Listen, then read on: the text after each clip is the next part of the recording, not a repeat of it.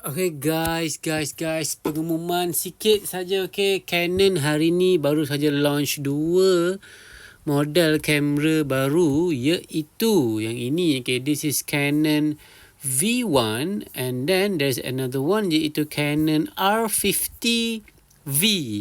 Okay, personally saya sangat suka design dia. Design dia nampak sangat cute dan sangat comel. Dan dia ada kelebihan dan kekurangan dia masing-masing lah. Okay, so basically ni dua kamera. This one is another one. This is the V1. Dan dua-dua ni ditarget lebih kepada entry level lah. Beginner user, entry level user, vlogger, content creator, dan yang sama waktu dengannya lah. Okay, so basically kamera ni semua, dua-dua ni mempunyai feature-feature yang sangat-sangat best, yang pada saya, kalau ada duit lebih, definitely saya akan carilah. Sebab dia basically, dia ada fit lah dekat satu-satu market tu, but it's really nice.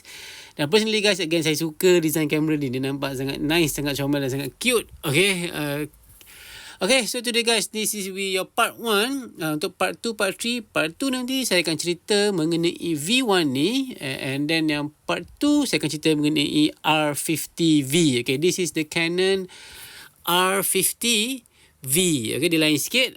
But yang tu guys, saya akan cerita nanti in the next video. So, pada anda yang berminat nak tahu pasal benda ni, kedua kamera ni guys, don't forget follow for more. Dan saya jumpa anda nanti dalam video seterusnya. Okay, dan kepada anda yang nak belajar fotografi, okay, kepada anda yang betul-betul serius nak belajar fotografi dan videografi guys, saya highly recommend korang join saya punya online video course. Tinggal lagi 3 hari saja guys for the Ramadan promotion untuk korang dapatkan fotografi dan videografi punya course.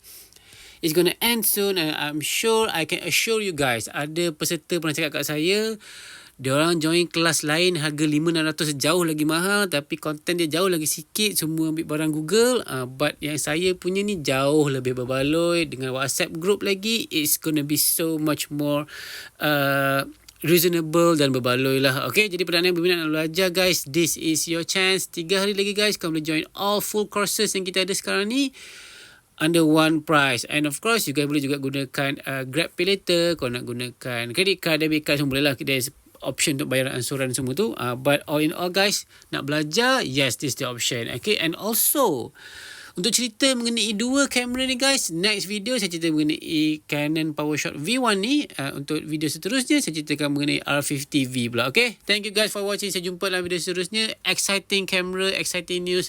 Can't wait to share with you guys. Okay.